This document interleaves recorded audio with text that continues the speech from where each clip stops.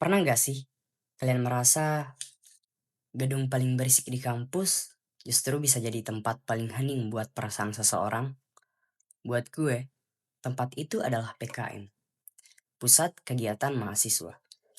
Di saat orang lain sibuk teriak-teriak latihan bela diri, gue justru kehilangan suara gue sendiri. Gue selalu percaya kalau jatuh cinta itu soal waktu, tapi ternyata jatuh cinta pada pandangan pertama itu bukan soal waktu, melainkan soal hukuman. Hukuman karena mata lu nggak bisa diajak kerja sama di waktu yang salah. Dan hari ini adalah hukuman paling indah yang pernah gue terima. Sore itu di lantai 1 PKM. Suasananya kacau. Ada suara kickpad dipukul dengan teriakan yang keras serta bau matras karet yang menyengat. Gue duduk di meja pendaftaran organisasi bela diri gue, lengkap dengan seragam latihan dan sabuk senior. Gue lagi capek-capeknya mencatat nama mahasiswa baru sampai sebuah bayangan menutupi formulir gue. Gue mendongak dan di sana dia berdiri. Namanya Arini. Dia nggak pakai baju rapi, cuma kaos putih polos yang agak basah kena keringat karena habis keliling PKM. Ia juga menggunakan celana olahraga, tapi matanya matanya punya keberanian yang gak gue temuin di pendaftar lain. Dia minta formulir, dan saat tangan kami bersentuhan, sedikit, sedikit saja pas menyerahkan kertas itu, gue merasa ada aliran listrik yang lebih sakit daripada kena tendangan low kick di paha. Gue jatuh cinta, instan, tanpa pemanasan. Sebagai seniornya, gue yang melatih hari ini. Gue berusaha cool, berusaha menjaga image sebagai instruktur yang galak. Tapi, setiap kali dia melakukan kesalahan gerakan, dan gue harus memperbaiki posisi tangannya, jantung gue justru yang salah urat. Kita jadi sering pulang bareng dari PKM. Jalan kaki melewati lorong-lorong gedung yang sudah sepi menuju parkiran.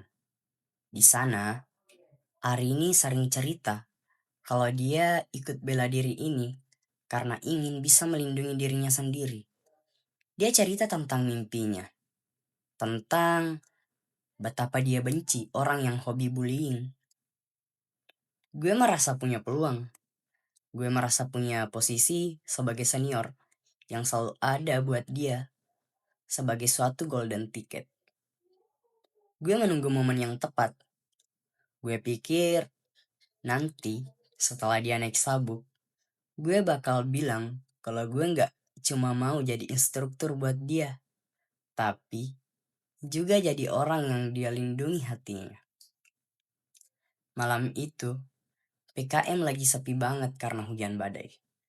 Gue balik lagi ke aula latihan karena kunci motor gue ketinggalan di dekat matras. Lampu aula sudah dimatiin setengah. Suasananya remang-remang. Gue melihat Arini masih di sana.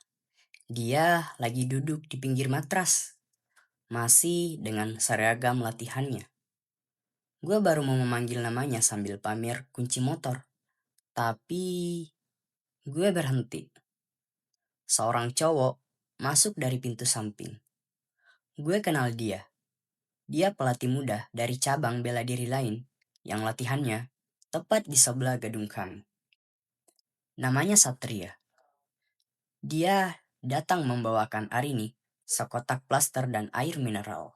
Gue melihat pemandangan yang menghancurkan semua rencana gue. Arini tersenyum.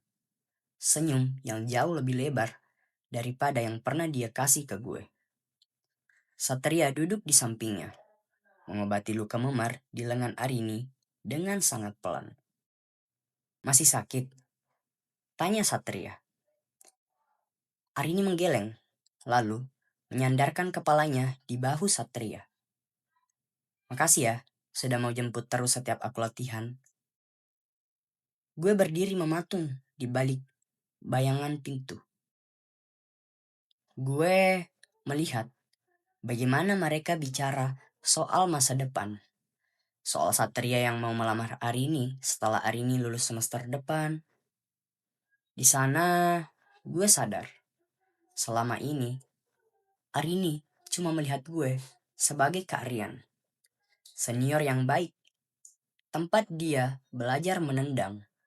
Tapi, bukan tempat dia menjatuhkan hatinya. Gue akhirnya keluar dari gedung PKM tanpa kunci motor. Gue lebih memilih pulang hujan-hujanan daripada harus lewat di depan mereka. Kunci motor gue mungkin ketinggalan di matras. Tapi hati gue tertinggal di formulir pendaftaran yang dulu dia isi. Sekarang, setiap kali gue lewat PKM dan mendengar suara orang latihan, gue selalu diingatkan tentang satu hal, bahwa menjadi senior di organisasi itu gampang. Tapi, menjadi orang utama di hati seseorang itu gak ada kurikulumnya. Jangan pernah percaya kalau posisi lu yang lebih dulu ada, menjamin lu bakal dipilih. Karena dalam cinta, gak ada urutan pendaftaran. Lu bisa jadi pendaftar nomor 1, tapi tetap kalah sama orang yang datang cuma buat menjemput. Gue Rian, dan ini adalah cerita tentang matras PKM yang jadi saksi kalau cinta pada pandangan pertama seringkali berakhir dengan pura-pura gak melihat apa-apa.